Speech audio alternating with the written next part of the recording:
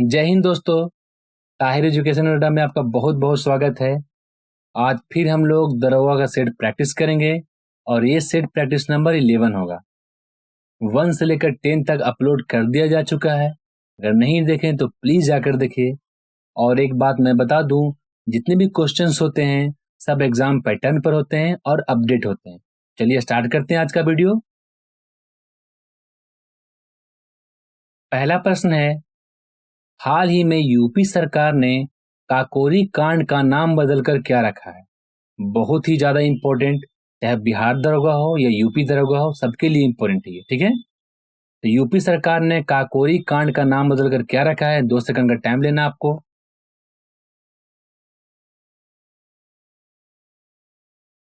इसका नाम बदलकर काकोरी ट्रेन एक्शन कर दिया है, यानी काकोरी कांड का नाम अब काकोरी ट्रेन एक्शन होगा। ये ध्यान रखना। किसने किया है? तो यूपी सरकार ने किया है। ये तो समझ गए। अब समझना काकोरी कांड क्या है, ये बहुत एग्जाम में पूछता है। ठीक है, तो समझ लेना ना, काकोरी कांड के बारे में थोड़ा समझ लीजिए। 9 अगस्त 1925 को, ठीक है, 9 अगस्त 1925 को सहारनपुर से लखनऊ एक ट्रेन आ रही थी जिसमें सरकारी खजाना होता है। ठीक है, 8 डाउन ट्रेन, ये भी क्वेश्चन पूछता है। ठीक है, सहारनपुर से लखनऊ 8 डाउन ट्रेन सरकारी खजाने से आ रही थी। इसमें इसको क्या करते हैं, हमारे देश के जो क्रांतिकारी हैं इस सरकारी खजाने को काकोरी नामक स्थान पर लूट लेते हैं। इसीलिए इस घटना को काकोरी कांड कहा गया। इस घटना में कौन कौन शामिल हैं तो याद रखिएगा, राम प्रसाद बिस्मिल, अशफाक उल्ला खां, राजेंद्र लहड़ी और रोशन सिंह, सचिंद्र सन्याल, मनमोहन नाथ गुप्त। याद रखिएगा। ठीक है, अब इनमें से राम प्रसाद बिस्मिल, अशफाक उल्ला, राजेंद्र लहड़ी और रोशन सिंह को 1927 में पकड़कर फांसी दे दिया जाता है। ये ध्यान रखिए। ठीक है, और उसमें से एक बचते हैं सचिन सन्याल, इनको आजीवन कारावास दे दिया जाता है। और ये जो एक लास्ट बचते हैं मनमोहन नाथ गुप्त, उनको 14 वर्ष की कैद दे दी जाती है। तो ये समझ लीजिए है काकोरी कांड। अपडेट है, एकदम ध्यान रखिएगा, एग्जाम में एकदम पूछ सकता है। दूसरा प्रश्न है, हाल ही में कौन जूलॉजिकल सर्वे ऑफ इंडिया की पहली महिला निर्देशक बनी है? मैं बार बार बता रहा हूं, जहां पहला पुरुष पहली महिला या कोई राज्य का पहला काम ऐसा, उसको एकदम माइंड में रखना है। ठीक है, तो जूलॉजिकल सर्वे ऑफ इंडिया की पहली महिला निर्देशक कौन बनी है? आपके सामने ऑप्शन है, तो बनी है ये ध्रुति बनर्जी। ठीक है, Dhruti Banerjee zoological survey of India की पहली महिला निर्देशक बनी है। ये ध्यान रखना। जूलॉजिकल सर्वे ऑफ इंडिया की स्थापना की बात किया जाए तो इसकी स्थापना हुई है 1916 में। ये ध्यान रखिएगा। इसका मुख्यालय कहाँ है? इसका मुख्यालय कलकत्ता में है। पहली महिला निर्देशक कौन बनी है? तो ध्रुति बनर्जी बनी है। ये ध्यान रखना। नेक्स्ट है, हाल ही में इब्राहिम रईसी किस देश के राष्ट्रपति बने? बहुत ही ज्यादा इंपॉर्टेंट है, ये ध्यान रखिएगा। तो हाल ही में इब्राहिम रईसी जो हैं ईरान देश के राष्ट्रपति बने। किस देश के? ईरान देश के। ईरान देश की राजधानी कहाँ है? ईरान देश की राजधानी है तेहरान। यहाँ की मुद्रा की बात किया जाए तो ईरान की मुद्रा है ईरानी रियाल। ये ध्यान रखिएगा।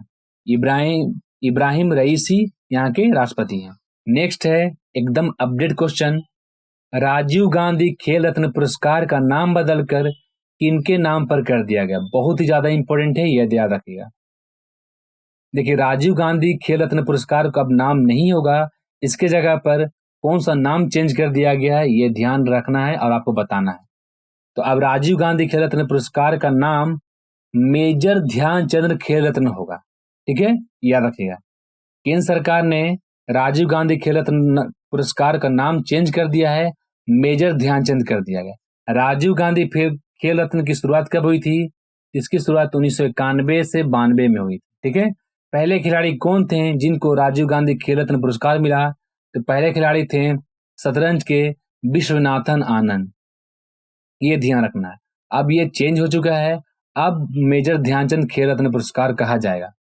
मेजर ध्यानचंद कौन है? तो हॉकी का जादूगर, इन हॉकी खिलाड़ी हैं, इनको हॉकी का जादूगर कहा जाता है। नेक्स्ट है, महान धार्मिक घटना महामत्स्याभिषेक निम्न में से किससे संबंधित है और किसके लिए किए जाती है?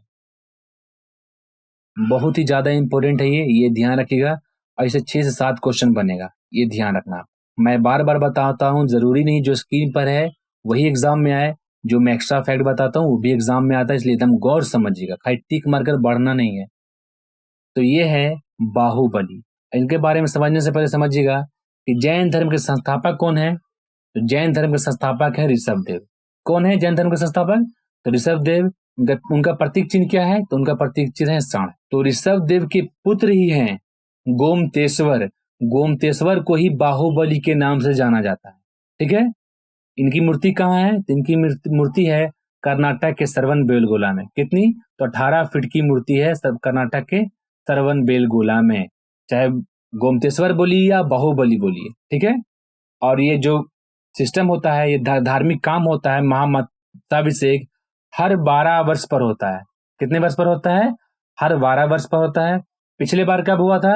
तो पिछले बार 2018 में हुआ था। नेक्स्ट कब होगा? तो नेक्स्ट जो होगा वो 2030 में होगा, क्योंकि हर 12 वर्ष पर होता है, ये ध्यान रखना आप। नेक्स्ट है कृष्णदेव राय के संबंध में क्या सही नहीं है। देखिए, कृष्णदेव राय के बारे में समझने से पहले समझिएगा विजयनगर साम्राज्य।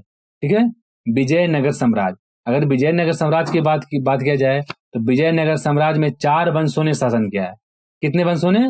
4 वंशों ने। पहला है संगम वंश, दूसरा है सुलु वंश, तीसरा है तुलु वंश और चौथा है आर्वेडु वंश। ठीक है, जो तीसरा हुआ है तुलु वंश, उसी के हैं कृष्णदेव राय।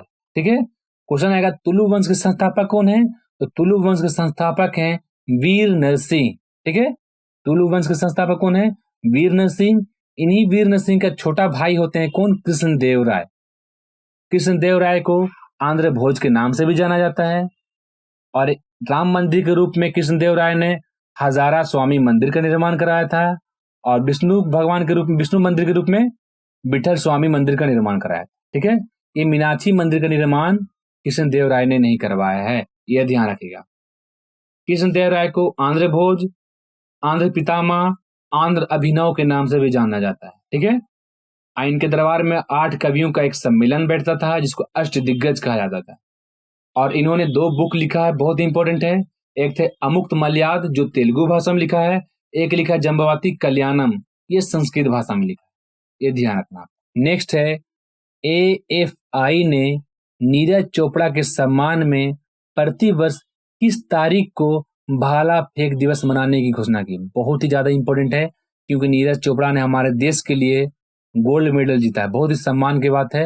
और जितने भी खिलाड़ी थे जो टोक्यो ओलंपिक में गए हैं, जो जिन्होंने जीता है, नहीं भी जीता है, फिर उन्होंने बहुत बड़ा काम किया है। और नीरज चोपड़ा गोल्ड मेडल जीता है, इसीलिए इनके सम्मान में भाला फेंक दिवस मनाने की घोषणा की है। किसने मनाने की घोषणा की है? तो AFI ने। इसका फुल फॉर्म समझ लीजिएगा, एथलेटिक्स फेडरेशन ऑफ इंडिया। किस तारीख को भाला फेंक दिवस मनाने की घोषणा की गई है? तो यह 7 अगस्त, क्योंकि 7 अगस्त को ही नीरज चोपड़ा ने भाला फेंक में गोल्ड मेडल जीता था, ये ध्यान रखना। AFI की स्थापना की बात किया जाए तो इसकी स्थापना 1946 में हुई, ये भी ध्यान रखना। नेक्स्ट है वर्ष 1898 में बनारस में सेंट्रल हिंदू कॉलेज की स्थापना किसने की, जिसे बाद में 1916 में मदन मोहन मालवीय ने बनारस हिंदू यूनिवर्सिटी में परिवर्तित कर दिया। ऑप्शन आपके सामने, 2 सेकंड का टाइम लेना है आपको। तो ये थे एनी बेसेंट। एनी बेसेंट ने 1898 में बनारस में, कहा? बनारस में सेंट्रल हिंदू कॉलेज की स्थापना करते। कौन? तो एनी बेसेंट करते हैं। कब? तो 1898 में। इसी सेंट्रल हिंदू कॉलेज को बाद में 1916 में मदन मोहन मालवीय ने BHU यानी बनारस हिंदू यूनिवर्सिटी कर दिया गया, ये ध्यान रखना। अगर एनी बेसेंट की बात किया जाए तो एनी बेसेंट के द्वारा लिखा गया है book new India, Commonwealth, Madras standard, ये क्वेश्चन पूछता है, ये ध्यान रखना। नेक्स्ट है किस ग्रंथ में भगवान कृष्ण को सबसे पहले देवकी का पुत्र के बारे में बताया गया, यानी कि भगवान कृष्ण जो हैं वो देवकी के पुत्र हैं, किस ग्रंथ में बताया गया सबसे पहले? ऑप्शन आपके सामने है। तो ये बताया गया है उपनिषद में, यानी छंदोग्य उपनिषद में बताया गया है। छंदोग्य उपनिषद में पहली बार बताया गया है कि भगवान कृष्ण जो हैं वो देवकी के पुत्र हैं, ये ध्यान रखना है। उपनिषदों की संख्या कितनी होती है? तो उपनिषदों की संख्या 108 होती है, ये ध्यान रखिएगा। सबसे पुराना उपनिषद बोलेगा तो छंदोग्य उपनिषद, सबसे नया उपनिषद बोलेगा तो ईशो उपनिषद, ये ध्यान रखिएगा। सबसे पुराना तो छंदोग्य, सबसे नया ईशो उपनिषद। सबसे बड़ा बोलेगा उपनिषद कौन है, तो बृहदारण्यक उपनिषद है। और सबसे छोटा उपनिषद बोलेगा तो मांडुक्य उपनिषद है, ये ध्यान रखिएगा। नेक्स्ट है विक्रमांक देवचरित के रचनाकार विल्हन और मिताक्षरा के रचनाकार विज्ञानेश्वर किस शासक के दरबार में रहते थे। बहुत ही ज्यादा इंपॉर्टेंट है, याद रखिएगा। अब बहुत ही ज्यादा पूछा जाता है क्वेश्चन ये। 2 सेकंड का टाइम लीजिए। विल्हन और विज्ञानेश्वर विक्रमादित्य 6 के दरबार में रहते थे, ये ध्यान रखिएगा। देखिए 2-4 क्वेश्चन इससे रिलेटेड बनेगा। पहला कि विक्रमांक देवचरित के रचनाकार कौन है, तो ये विल्हन है, ठीक है। मिताक्षरा पुस्तक के लेखक कौन है, तो ये विज्ञानेश्वर है। ये दोनों किसके दरबार में रहते हैं, तो ये दोनों विक्रमादित्य 6 के दरबार में रहते थे, ये ध्यान रखना।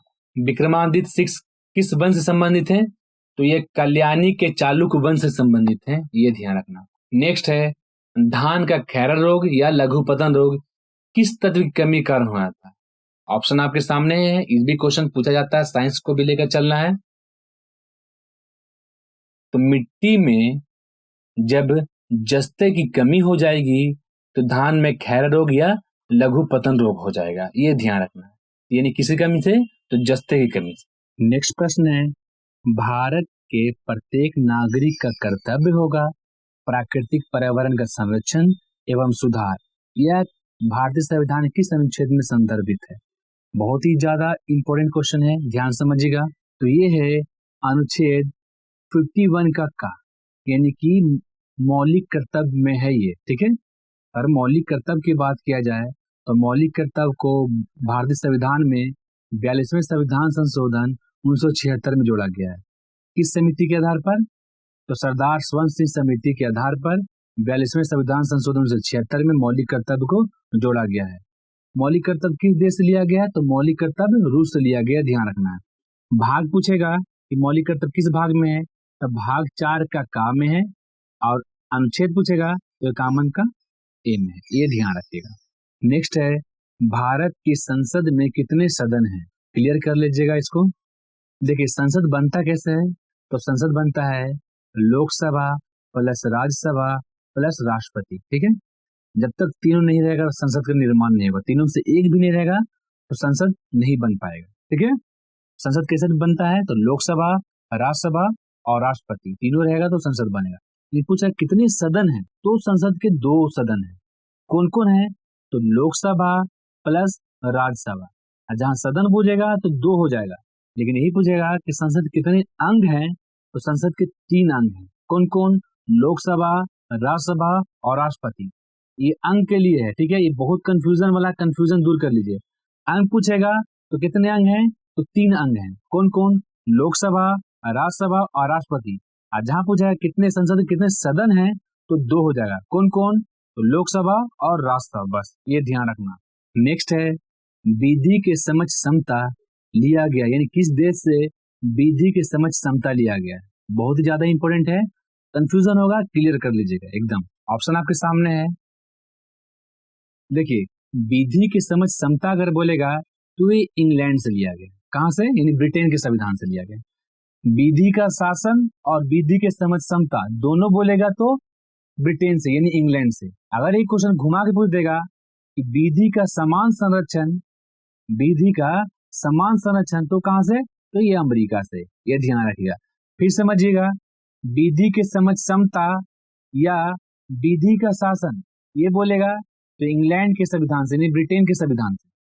यही क्वेश्चन घुमा देगा कि विधि का समान संरक्षण कहां से लिया गया है, तो अमेरिका से लिया गया है, ये ध्यान रखिएगा। किस अनुच्छेद में है विधि का समक्ष समता, ये 14 अनुच्छेद 14 में है ये। नेक्स्ट है किस राज्य की पुलिस ने हाल ही में महिलाओं की सुरक्षा के लिए पिंक प्रोटेक्शन प्रोजेक्ट शुरू किया गया है, ठीक है। महिलाओं की सुरक्षा के लिए शुरू किया गया है। कौन सा राज्य पिंक प्रोटेक्शन प्रोजेक्ट शुरू किया है, बहुत ही ज्यादा इंपॉर्टेंट है, याद रखिएगा। महिलाओं से रिलेटेड जो भी रहेगा उसको करना है। तो ये है केरल। कौन सा राज्य है, ये केरल राज्य है, ये ध्यान रखिएगा। नेक्स्ट है हाल ही में किस खेल संबंधित भारत के पूर्व खिलाड़ी नंदू नाटेकर का 88 वर्ष की उम्र में निधन हो गया। देखिए जो निधन रहेगा, इंपॉर्टेंट व्यक्ति रहेगा, उनके बारे में एकदम जानना है, ये ध्यान रखना आपने। तो नंदू नाटेकर कौन थे? तो ये थे भारत के पूर्व बैडमिंटन खिलाड़ी। कौन थे? भारत के पूर्व बैडमिंटन खिलाड़ी थे। इनकी जो डेथ हुई है 28 जुलाई 2021 को हुई है। नंदू नाटेकर किस खेल से संबंधित है? तो बैडमिंटन से संबंधित है। नेक्स्ट है स्टेथोस्कोप, जिसको आला बोलते हैं। डॉक्टर लोग कान में जो लगाकर आला होता है ना, आला, उसी को इंग्लिश में स्टेथोस्कोप कहते हैं। उसका आविष्कार किसने किया था? 2 सेकंड का टाइम लीजिए। तो स्टेथोस्कोप के जो आविष्कारक हैं वो है लेनिक। कौन है? लेनिक, ये भी ध्यान रखना आपको। नेक्स्ट है गंगा की सबसे पश्चिमी सहायक नदी कौन सी है? ध्यान समझिएगा, क्वेश्चन क्या बोल रहा है? गंगा की सबसे पश्चिमी सहायक नदी। ऑप्शन आपके सामने है, 2 सेकंड का टाइम लीजिए। तो गंगा की सबसे पश्चिमी जो सहायक नदी है वो है यमुना, ये ध्यान रखिएगा। और गंगा की सबसे लंबी सहायक नदी पूछेगा तो ये है यमुना, ये भी ध्यान रखना। यमुना जो है गंगा में कहाँ मिलती है?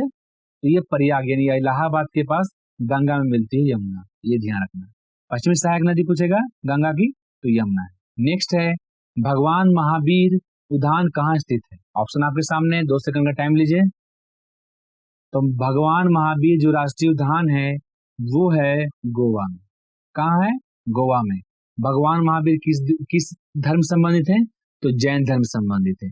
जैन धर्म के वास्तविक संस्थापक भगवान महावीर को माना जाता है। ठीक है, इनका जन्म कब हुआ था? इनका जो जन्म हुआ है 540 ईसा पूर्व में हुआ, ये ध्यान रखिए। कहाँ हुआ है? तो वैशाली के पास कुंडल ग्राम है। ठीक है, वैशाली के पास कुंडल ग्राम में 540 ईसा पूर्व में भगवान महावीर का जन्म हुआ था। इनके बचपन का नाम वर्धमान है और जो इनकी मृत्यु होती है वो 468 ईसा पूर्व में होती है। कहाँ होती है? तो बिहार के पावापुरी नामक स्थान पर। तो भगवान महावीर राष्ट्रीय उद्यान कहाँ है? तो ये गोवा में है। नेक्स्ट है सी यू की नामक यात्रा विवरण किससे जुड़ा हुआ है? 2 सेकंड का टाइम लीजिए, बहुत ज्यादा इंपॉर्टेंट है, पूछता है एग्जाम में। तो सी यू की जो नामक यात्रा विवरण है वो ह्वेनसांग का। किसका है? ह्वेनसांग का। ह्वेनसांग ने पुस्तक लिखी है जिसका नाम है सी यू की। वही जितने भी देश घुमा है ह्वेनसांग, सब यात्रा विवरण इस पुस्तक में लिखा है। ह्वेनसांग भारत किसके दरबार में आया था? तो ह्वेनसांग भारत हर्षवर्धन के शासनकाल में आया था। याद रखिए, किसके शासनकाल में ह्वेनसांग आया था? तो हर्षवर्धन के शासनकाल में। पुस्तक का नाम क्या है? तो पुस्तक का नाम है सी यू की, याद रखिएगा। इसने नालंदा विश्वविद्यालय में अपनी पढ़ाई पूरी की थी ह्वेनसांग। नेक्स्ट है मुगल बादशाह औरंगजेब ने किस सूफी सिलसिले से दिलचस्पी रखी और उसे अपनाया? किस सूफी सिलसिले को औरंगजेब अपनाता है? ऑप्शन आपके सामने, बहुत ही ज्यादा इंपॉर्टेंट है, याद रखिएगा। तो ये है नक्शबंदी। औरंगजेब जो है नक्शबंदी संप्रदाय को सिलसिले को अपनाता है। नक्शबंदी संप्रदाय के संस्थापक कौन है? तो ये है बाकी बिल्ला। क्या है? कौन है? वाकी बिल्ला, ये ध्यान रखना आपको, बाकी बिल्ला है। इसका प्रमुख केंद्र कहाँ है? इसका प्रमुख केंद्र जो है था लाहौर में, ये ध्यान रखिए। देख, नक्शबंदी का नाम क्यों रखा गया? तो नक्शा बनाकर इसमें रंग भरकर बेचने का काम करते थे, इसलिए इसको नक्शबंदी संप्रदाय कहा गया। इसी को औरंगजेब मानता था, फॉलो करता था। औरंगजेब की बात किया जाए तो औरंगजेब को जिंदा पीर कहा गया है। इसका जो जन्म हुआ है 1618 में हुआ है। इसकी जो डेथ हुई 1707 में हुई है। और इसको जिंदा पीर और आलमगीर प्रथम के नाम से भी जाना जाता था औरंगजेब को। नेक्स्ट है ब्रिटिश सरकार ने भारत में स्थायी बंदोबस्त कब लागू किया? ऑप्शन आपके सामने है। तो ब्रिटिश सरकार ने भारत में अस्थायी बंदोबस्त 1793 में लागू किया। किस गवर्नर पूछेगा तो लॉर्ड कॉर्नवालिस। अस्थायी बंदोबस्त का जन्मदाता कौन है? Lord Cornwallis. भारत में कब लागू किया? 1793 में, ये ध्यान रखना।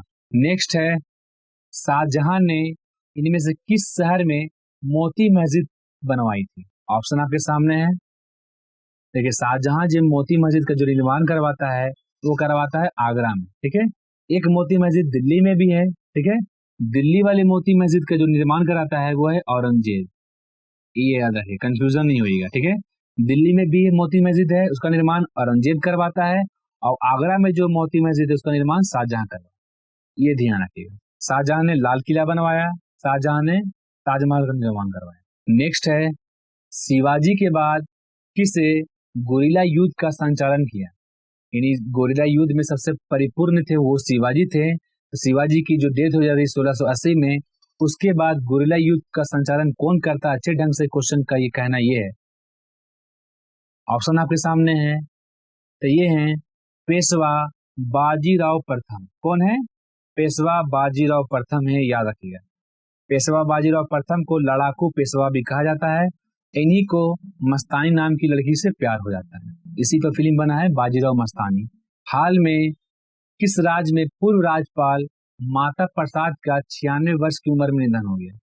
देखिए, जो जो इम्पोर्टेंट आदमी डेथ करते उनके बारे में जानना जरूरी है, ठीक है। ये पूर्व राज्यपाल रह चुके थे, इनके बारे में तो और जानना जरूरी है। पूर्व राज्यपाल है, इनका नाम है माता प्रसाद। कितने वर्ष की उम्र में? तो 96 वर्ष की उम्र में।